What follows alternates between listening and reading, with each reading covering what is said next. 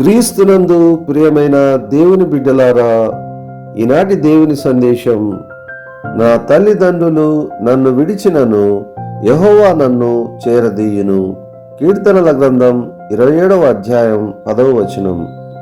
ప్రియమైన దేవుని బిడ్డలారా, యెషయా గ్రంథం 46వ అధ్యాయం 4వ వచనం నందు ప్రవక్త అయిన యెషయాతో ఈ విధంగా సెలవిచ్చుచున్నాడు.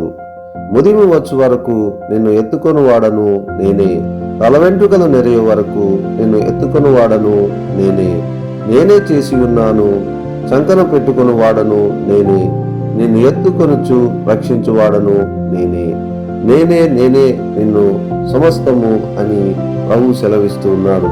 కావున ఆయనకు చెందవలసినటువంటి స్తుతుల మొత్తమును మనము ఆయనకు చెల్లింతము.